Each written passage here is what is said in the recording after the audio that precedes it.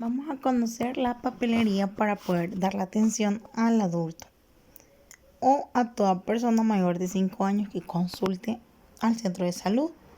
Entonces tenemos la HC4, que es la hoja que utilizamos para la primera consulta en mayores de 5 años. Esta solamente la llenamos la primera vez que el paciente consulta, nada más.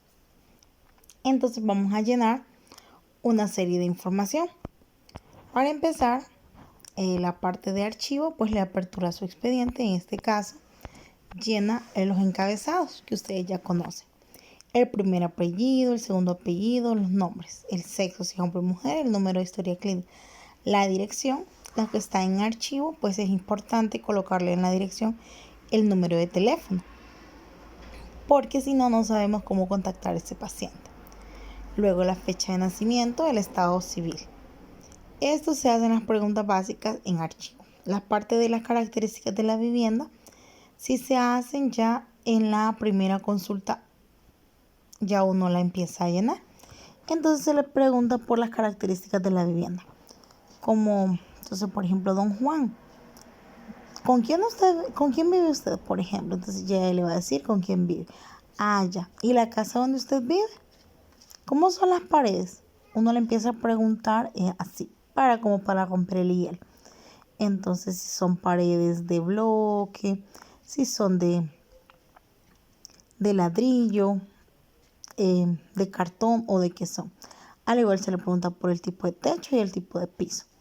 Luego, en la disposición de agua, si tiene conexión domiciliaria o si el agua lo obtiene de un pozo, de un río o de otro. Ahí se especifica. Luego se le pregunta dónde elimina las excretas, si es que tiene alcantarilla o tiene letrina o hace el popó al aire libre u otros. Y se le pregunta el motivo de la consulta y enfermedad actual. Entonces ahí es donde nosotros preguntamos, ¿por qué viene el día de hoy? Cuenta. Entonces él ya dice por qué viene. Ese sería el motivo de consulta. Luego se escriben los antecedentes familiares. Acá, en caso de que sea positivo, se detalla el parentesco, indicando el número correspondiente. Por ejemplo, tenemos 8 antecedentes familiares: diabetes, que es la número 1, tuberculosis pulmonar, sífilis, desnutrición, enfermedad mental, convulsiones, alcoholismo y alergia. Le vamos a preguntar al paciente si alguien en su familia se considera parentesco, los que son, por ejemplo, sus hermanos, sus papás o sus tíos de primer grado. Entonces, si los tienen, se anota. En este caso, pues vamos a ver, por ejemplo, dice, sí, tengo en mi familia alguien padece diabetes. Ah, muy bien. ¿Y qué de usted esa persona que padece del azúcar? ¿Por qué él no le va a decir diabetes? Del azúcar. Entonces le puede decir, es mi tío.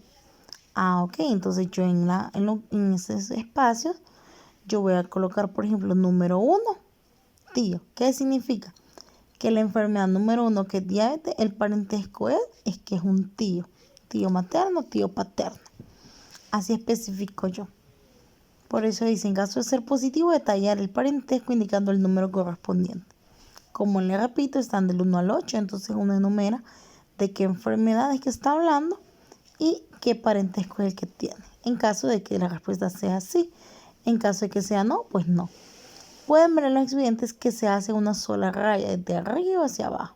Sin embargo, siempre nosotros debemos llenar una por una, sí o no. Luego en los antecedentes personales, lo mismo. En caso de que sea positivo, entonces se detalla el parentesco indicando el número. Le vamos a hacer las preguntas correspondientes. Esto con los antecedentes. Luego dice, esta información se llena únicamente en caso de que el paciente sea femenino y que ya haya tenido su menarquia. Menarquia es la primera menstruación, que usted ya sabrá. Menarquia es la primera menstruación.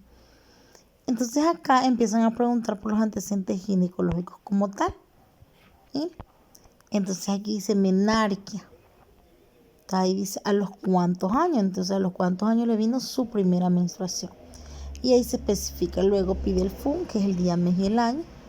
Luego se va a la parte de los ciclos menstruales Y ahí es donde vamos a especificar cuánto le dura, por ejemplo, su menstruación. Entonces ya le puede decir que 7 días, que 5 días, qué sé yo. Luego la periodicidad.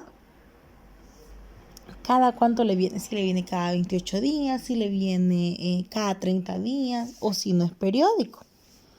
Si es regular o es irregular, mejor dicho. En las características, si le viene con dolores fuertes o qué más que sea relevante. Luego se le pregunta por la actividad sexual, si es continuo, esporádico o si no tiene ninguna. Se le pregunta si desea hijos, dice no más, se especifica, etc. En la planificación familiar actualmente, entonces le consultamos si está planificando. Y si nos dice que sí, pues qué método utiliza. Y ahí se coloca un check o una X. En las observaciones va todo lo que nosotros queramos especificar. Por ejemplo, en el caso que dice desea tener hijo, desea hijo, que diga no, no más. Sin embargo, nunca haya tenido, entonces se le coloca paciente que nunca ha tenido hijos y no desea tenerlos. Por así decirlo, eso es lo que podemos escribir en las observaciones o algo relacionado a ese espacio de ahí de antecedentes ginecológicos. Luego empezamos con los antecedentes obstétricos y pues se va a anotar todas las aclaraciones en observaciones.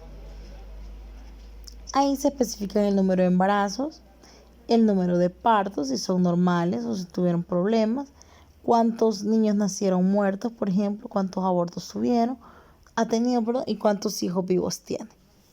Luego la fecha de último embarazo y lo que dice después, cómo terminó el último embarazo. Ahí especificamos la fecha y cualquier observación correspondiente. Esta es la parte frontal de la página. Luego tenemos la siguiente página, en la parte posterior, donde acá ya le indagamos aspectos psicológicos. Entonces se le anota de manera mucho más específica a los que son adolescentes. Sobre el comportamiento se les hace preguntas.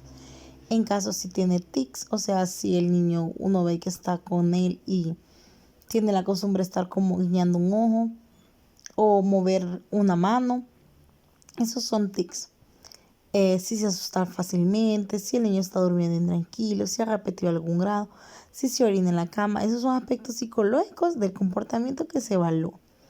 Y una vez que ya evaluamos eso, vamos a la parte del examen físico, que en caso de que exista alguna normalidad, pues se colocan en las observaciones según el número.